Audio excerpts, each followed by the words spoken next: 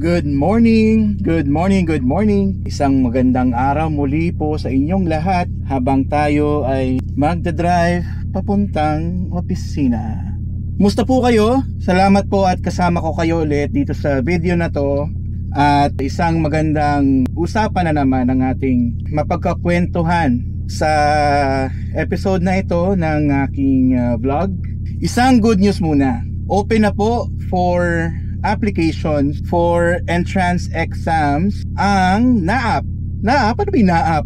Ito yung National Aviation Academy of the Philippines, or mas kilala sa dati nitong pangalan na PhilSCA, or Philippine State College of Aeronautics. So we'll talk about this on the video today, and not so much on the deep dive.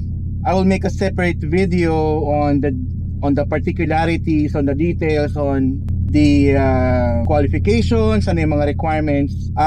Ngayon medyo lang muna, pagkwentuhan lang natin itong NAAP. Alright, I'm Flight Dispatcher Nat. Welcome to the pre-flight brief.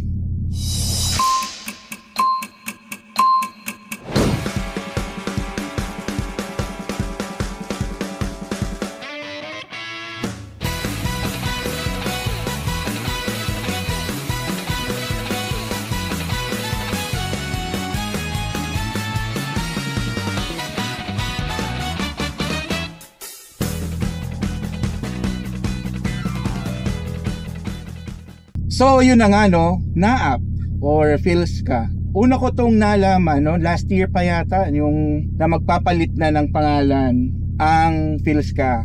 So all this while, aware naman ako na meron tayong PhilSCA, but during my college days, aaminin ko sa inyo, wala akong ka-idea na meron palang PhilSCA. Kalahin mo yun?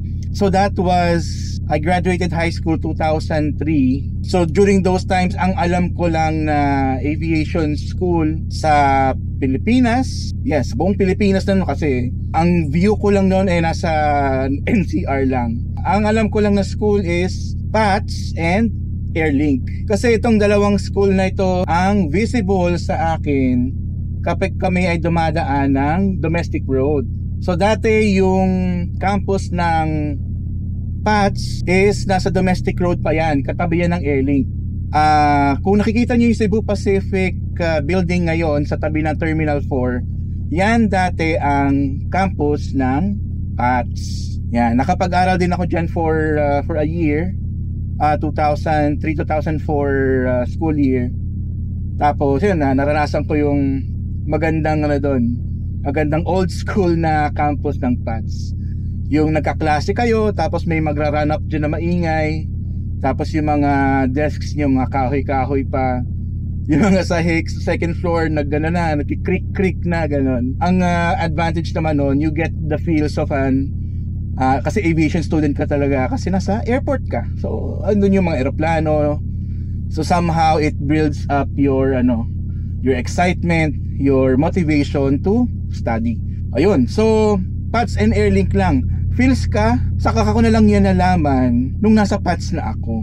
Kasi yung mga sumasakay ng jeep, puntang dumadaan ng domestic road, so hindi lang mga PATS ang sumasakay doon, sumasakay din yung taga PhilSCA. So nung una, ang akala ko PhilSCA is for military. Kasi located siya sa Villamor Air Base. Hindi ko alam na yung palang PhilSCA na yun ay state college, you can get the aviation courses for free, na ikaw ay magiging scholar. Kung nalaman ko lang sana na may ganun palang school. Nung nung high school tayo, naging achiever naman ako kahit paano. Nasubukan ko sana na nakapag-apply, makapag-enroll. Masubukan yun na yung entrance exam sa PhilSCA. Kaso hindi.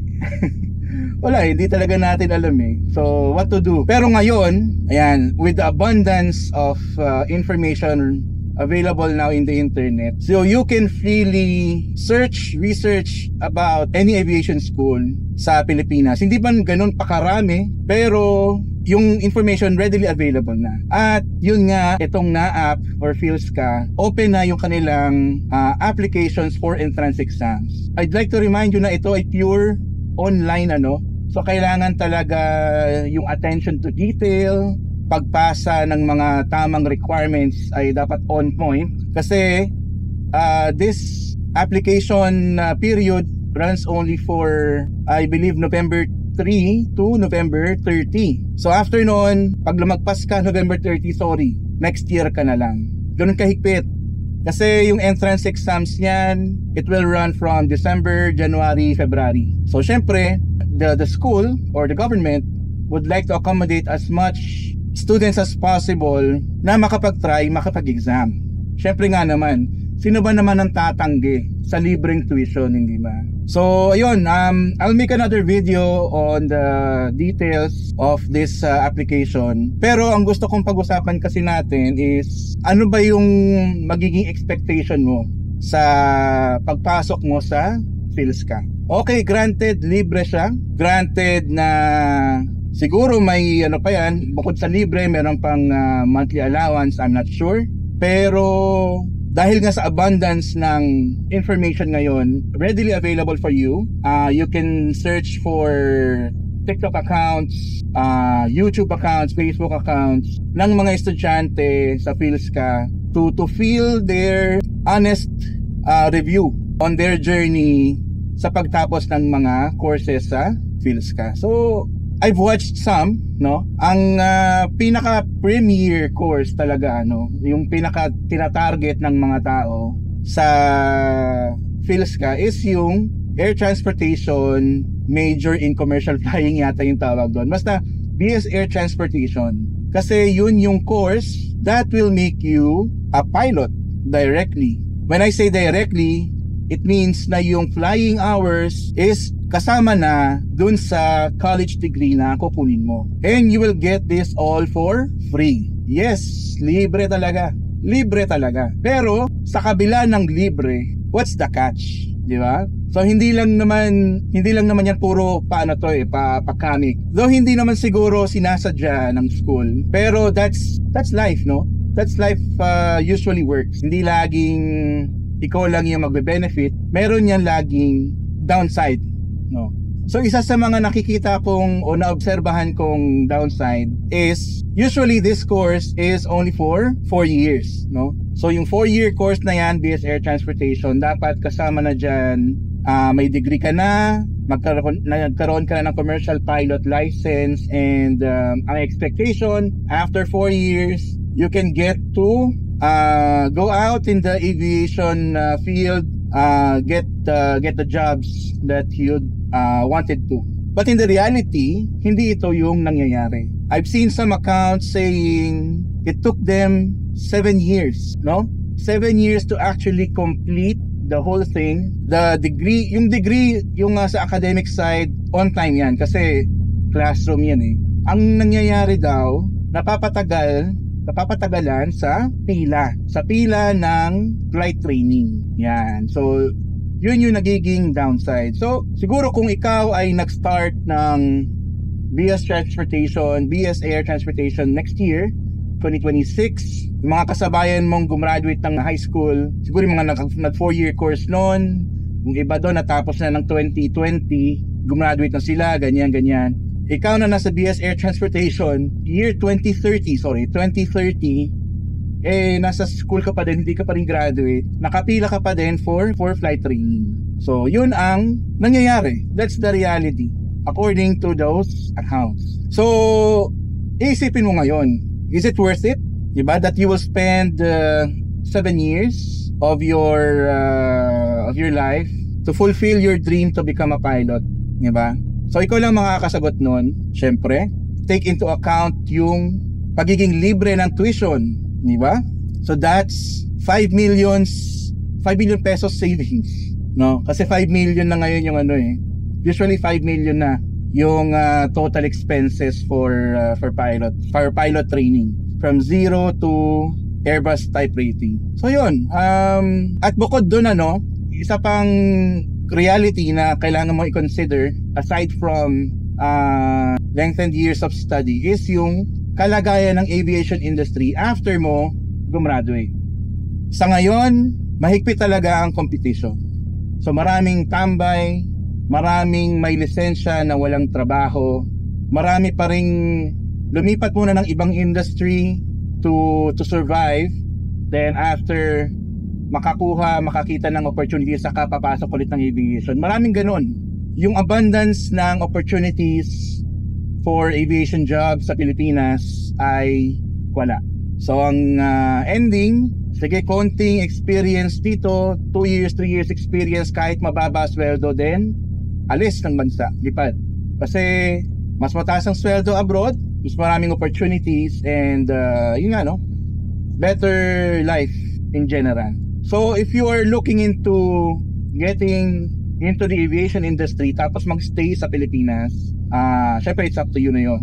Pero yung promise kasi ng NAAP, yung habang binabasa ko siya, no, na magiging, they envision it to become like Embry-Riddle sa America or Singapore Aviation Academy sa Singapore, as in yung premier aviation institution talaga that will produce globally ready or high standards of individuals, no, with aviation knowledge. Sana maano yun, no, matapatan ng infrastructures ng trabaho talaga ng Pilipinas, no.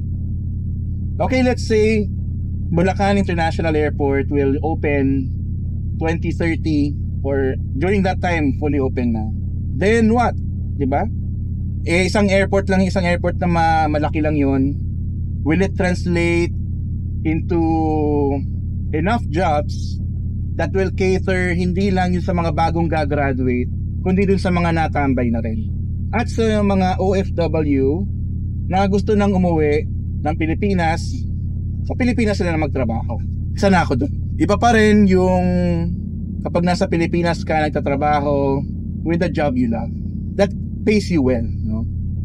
So yun, no, yun yung mga natin, yun yung mga wants natin, yun yung mga dreams natin sa career na papasukin natin na ito. So far I have high hopes dito sa NAAP that they will deliver the promise, no, na worth it i-elevate yung status ng PhilSCA to NAAP, no, and make Philippines a better aviation hub. O pwede na rin nating i-goal din na rin natin maging parang Asia's main gateway, no?